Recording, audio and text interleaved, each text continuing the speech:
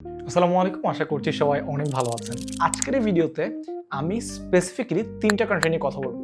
প্রথমটা হচ্ছে অস্ট্রেলিয়া, যেটা হচ্ছে বর্তমানে সবার জন্য অনেক জনপ্রিয় একটা স্টাডি অ্যাব্রড ডেস্টিনেশন। তারপর আমরা কথা বলবো নিউজিল্যান্ড নিয়ে, যেটা হচ্ছে আসলে একটা হিডেন জেম বলতে পারেন, কারণ অনেকজন মানুষ এটা নিয়ে কথা বলে না, কিন্তু এই অপশনটা আপনাদের জন্য কিন্তু একটা সলিড অপশন হতে পারে। এবং তারপর আমরা কথা বলবো হচ্ছে ইউকে নিয়ে। এবং এই 3টা কান্ট্রি নিয়ে আমরা আজকে টিউশন ফি কত, কস্ট কত যেতে পারে, স্কলারশিপ আপনি কেমন পেতে পারেন, ভিসা প্রসিজিয়ারে আপনার কেমন আসলে সময় লাগতে পারে বা কেমন ধরনের আপনার ডকুমেন্টস বা কি কি দরকার হবে আপনার, সব কিছু নিয়ে আমরা বিস্তারিত কথা বলবো। So without any further do let's start the video. যখন আমরা স্টাডি অ্যাব্রডের কথা চিন্তা করি, আপনার কাছে কি মনে হয় কোন জিনিসটা সবচেয়ে বড় বাধা? ভিসা, আইএলটিএস স্কোর, নাকি আপনার ইনফরমেশন? যখনই স্টুডেন্টরা স্টাডি অ্যাব্রডের কথা চিন্তা করে, আগে একটা সময় ছিল যখন প্রবলেম ছিল ভিসা, স্কলারশিপ কত পাবো, এইসব ধরনের ব্যাপার স্যাপার। কিন্তু বর্তমানের সমস্যাটা হচ্ছে ইনফরমেশন ওভারলোড। একদিক থেকে একজন বলছে দ্যাট আপনার জন্য অস্ট্রেলিয়া ভালো হবে, আরেক দিক থেকে আরেকজন বলছে দ্যাট আপনার জন্য নিউজিল্যান্ড ভালো হবে। আবার অপরদিকে আপনাকে আপনার পাশের বাসার আন্টি এসে বলছে দ্যাট তোমার জন্য আসলে ইউকে যাওয়াটা সবচেয়ে বেশি বেস্ট হবে এই সময়টায়। এখন এগুলোর মধ্যে আপনি আসলে হযবরল অবস্থায় পড়ে গিয়েছেন এবং আপনি ডিসাইড করতে পারছেন না কোন দেশটাতে আপনি স্টাডি অ্যাব্রডের জন্য মুভ করা উচিত। সো আপনি যদি এই প্রবলেমে থাকেন, তাহলে আপনার জন্য আমার কাছে একটা সলিউশন আছে, সেটা হচ্ছে আমাদের আজকের ভিডিওর sponsor study in Bangladesh. Study in Bangladesh হচ্ছে একটা স্টাডি অ্যাব্রড কনসাল্টিং এজেন্সি, যারা মূলত আপনাদেরকে এইসব ধরনের ডিসিশনগুলো নিতে হেল্প করে। কেমন ডিসিশন? সেই ডিসিশনগুলো হচ্ছে আপনার মেজর অনুযায়ী কোন ইউনিভার্সিটি আপনার জন্য পারফেক্ট হবে, আপনার প্রোফাইল অনুযায়ী আপনি কত পার্সেন্ট স্কলারশিপ পেতে পারেন, এবং দ্য বেস্ট পার্ট সেটা হচ্ছে তারা এইসব কনসালটেশনগুলো মূলত ফ্রিতে করে। ঠিক আছে, এখন এই সার্ভিসটা আপনি আসলে কীভাবে পেতে পারেন? প্রথমত, আপনি যদি তাদেরকে ফোনে কনসালটেশন নিতে চান বা তাদের সাথে আপনি ফোনে কথা বলে একটা আপনার প্রোফাইলটা শেয়ার করে তাদের সাথে কথা বলতে চান, তারা আপনাকে ওভার দ্য ফোন শেয়ার করতে পারবে। এবং আপনি যদি তাদের সাথে সরাসরি গিয়ে কথা বলতে চান, তাহলে আপনি তাদের অফিসে যেতে পারেন কিংবা তাদের কোনো একটা ইভেন্টে যেতে পারেন, যেখানে গেলে মূলত তাদের সাথে ওয়ান অন ওয়ান বসে আপনি একটা কনসালটেশন পেতে পারেন সম্পূর্ণ ফ্রি। আমি তাদের ওয়েবসাইটের লিঙ্কটা আমার ডেসক্রিপশন বক্সে দিয়ে দিব। চলেন এখন মূল ভিডিওতে যাওয়া যাক। আপনি যদি স্টাডি অ্যাব্রড ডেস্টিনেশন হিসেবে ইউকে কে চুজ করে থাকেন, তাহলে আপনি যদি আন্ডারগ্র্যাড করতে যান, তাহলে আপনি তাদের আন্ডারগ্র্যাডটা আসলে 3 বছরের যে প্রোগ্রামগুলো আছে, আপনি 3 বছরে আন্ডারগ্র্যাড শেষ করতে পারবেন। টিউশন ফিজের কথা যদি বলি, আমরা রাফলি আপনাকে 15 থেকে 20 লাখ টাকার মতো বাজেট রাখতে হবে, এবং এই খরচটা ইউনিভার্সিটির উপর ডিপেন্ড করবে দ্যাট আসলে ওদের টিউশন ফিস কতটুকু। আমি আপনাকে জাস্ট একটা রাফলি একটা অ্যাভারেজ বললাম। এখন আসি মাস্টার্সের ক্ষেত্রে কেমন হবে। আপনি যদি ইউকেতে মাস্টার্স করতে যান, তাহলে আপনার খরচ অ্যাভারেজে পার ইয়ার 15 থেকে 20 লাখ টাকার মতো আসতে পারে। এখন আপনি হয়তো ভাবতে পারেন, ভাই টিউশন ফিস তো অনেক, কিভাবে আসলে জিনিসটা ম্যানেজ করবো? সো টিউশন ফিস অনেক ঠিক, কিন্তু এখানে একটা ব্যাপার আছে দ্যাট যেখানে আপনি আন্ডারগ্র্যাড 3 বছরে শেষ করতে পারছেন এবং মাস্টার্স আপনি 1 বছরে শেষ করতে পারছেন, ওখানে কিন্তু আপনি আসলে দেখা যাচ্ছে দিন শেষে 1 বছরের খরচটা বাঁচাতে পারছেন। যেমন ফর এক্সাম্পল, আপনি যে ইউএসএতে মাস্টার্স করতে আসেন, ইউএসএতে কিন্তু মাস্টার্স প্রোগ্রামগুলো 2 বছরের হয় এবং মোস্ট অফ দ্য ইউনিভার্সিটিতে আসলে মাস্টার্স প্রোগ্রামগুলো 2 বছরের হয়ে থাকে। সো 2 বছর যদি আপনি দেখেন, তখন কিন্তু আপনার 2 বছরের লিভিং কস্ট, 2 বছরের টিউশন ফিস, 2 বছরে আবার আপনার ফুড এক্সপেন্স যা আছে সব কিছু। সো এই সব কিছু মিলিয়ে কিন্তু আপনি আসলে বলতে গেলে ইউকে কিন্তু আপনার জন্য একটা গুড অপশন হতে পারে, যদি আপনার সেই পরিমাণ বাজেট থাকে।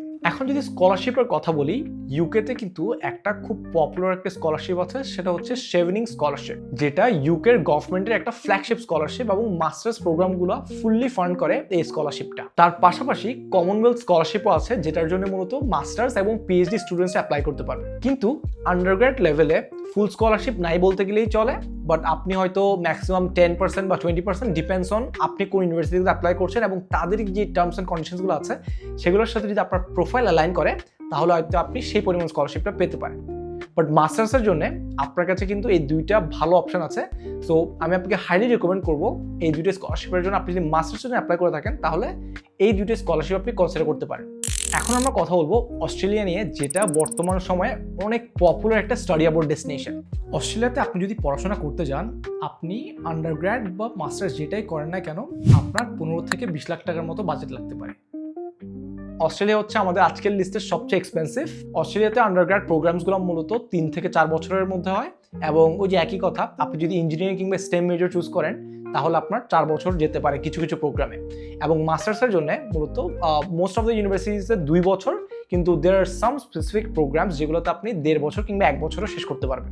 এখন যদি আমরা অস্ট্রেলিয়াতে স্কলারশিপ অপরচুনিটি নিয়ে কথা বলি, তাহলে পোস্ট গ্র্যাডের জন্য আপনার অনেকগুলো গভর্নমেন্ট ফান্ডেড স্কলারশিপ আছে কিংবা গভর্নমেন্ট ফান্ডেড অ্যাওয়ার্ডস আছে, যেগুলোর মাধ্যমে আপনি সেই স্কলারশিপগুলো কিংবা অ্যাওয়ার্ডগুলো আপনি পেতে পারেন। বাট আপনাকে এটাও বলতে হবে দ্যাট এই স্কলারশিপগুলো কিন্তু হাইলি কম্পিটিটিভ। সো আপনাকে মেক শিওর করতে হবে যখন আপনি অ্যাপ্লাই করছেন আপনার প্রোফাইলটা ওই লেভেলের কম্পিটিটিভ এবং আপনি অ্যাটলিস্ট আর্লি অ্যাপ্লাই করছেন যখনই অ্যাপ্লাই করছেন, যাতে আপনি ক্রাউড থেকে যেন নিজেকে সেপারেট করতে পারেন। একটা বোনাস টিপ হচ্ছে দ্যাট আপনারা অস্ট্রেলিয়াতে যারা আন্ডার গ্র্যাজুয়েট প্রোগ্রাম আসবেন, আপনারা 30% পর্যন্ত স্কলারশিপ আপনারা এক্সপেক্ট করতে পারেন।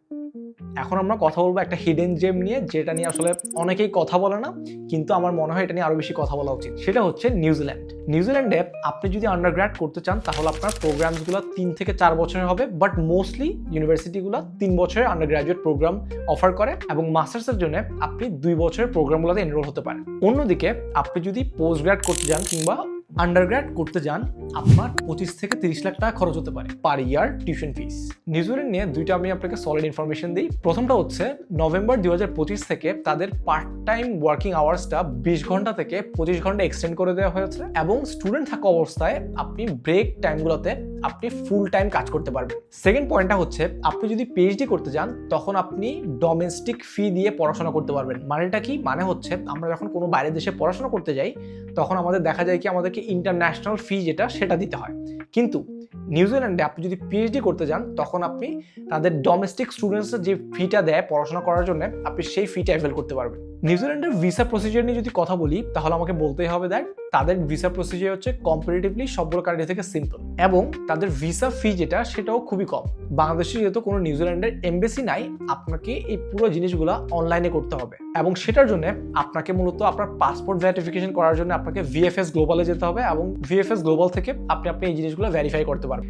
নিউজিল্যান্ডে অ্যাপ্লাই করার ক্ষেত্রে আমি আপনাকে একটা স্কলারশিপের কথা বলি, সেটাতে আপনি অ্যাপ্লাই করতে পারেন এবং আপনি মেক শিওর করবেন যাতে আপনি আর্লি অ্যাপ্লাই করেন, মানে যেদিনে ওদের স্কলারশিপটা অ্যানাউন্স করে কিংবা রিলিজ হয় আপনি সেই দিনই কিংবা আপনি যত তাড়াতাড়ি সম্ভব অ্যাপ্লাই করার ট্রাই করবেন। সেটা হচ্ছে মানাকি নিউজিল্যান্ড স্কলারশিপ। এটা হচ্ছে তাদের একটা গভর্নমেন্ট ফান্ডেড স্কলারশিপ এবং এটা আন্ডারগ্র্যাড, মাস্টার্স এবং পিএইচডি তিনটাকেই কভার করে। এটা একটা ফুললি ফান্ডেড স্কলারশিপ। সো এটার ক্ষেত্রে আপনার লিভিং কস্ট, আপনার টিউশন ফিস, আপনার যত ধরনের যাবতীয় খরচ আছে সবকিছুই কভার হবে।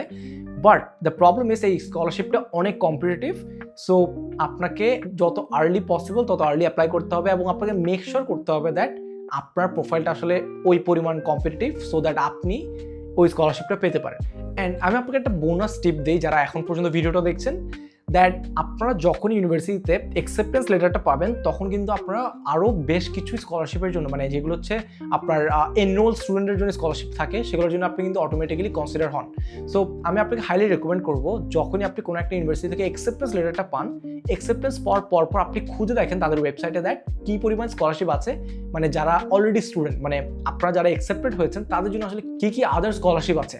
সো আপনি যখন সেই ছোটো স্কলারশিপগুলোতে অ্যাপ্লাই করেন, হোক সেগুলো $4,000, $5,000 বা যে পরিমাণই হোক না কেন, এমন হতে হবে না দ্যাট আপনার ফুল টিউশন কভার করে। আপনি যখন এই ছোটো ছোটো স্কলারশিপগুলো পাবেন তখন কিন্তু দেখা যাবে কি at the end of the day আপনার একটা বড় পোর্শন টিউশন ফিস কিংবা লিভিং কস্ট কভার হয়ে যাচ্ছে, যেটা ঠিক আমি করেছিলাম ইউএসএতে আসার পর। So that was it for the video. But আমি আপনাকে একটা ইনফরমেশন দিতে চাই, সেটা হচ্ছে আমি আপনাদের জন্য এই ইউনিভার্সিটিগুলো নিয়ে কিংবা এই কান্ট্রি ইউনিভার্সিটিগুলো নিয়ে একটা পিডিএফ বানিয়েছি, যে পিডিএফে মূলত এই যে স্পেসিফিক কান্ট্রিগুলো নিয়ে আমরা কথা বলেছি সেই স্পেসিফিক কান্ট্রিগুলোতে কোন ইউনিভার্সিটি কোন স্কলারশিপ দেয় সেটা নিয়ে আমি একটা ডিটেল পিডিএফ বানিয়েছি।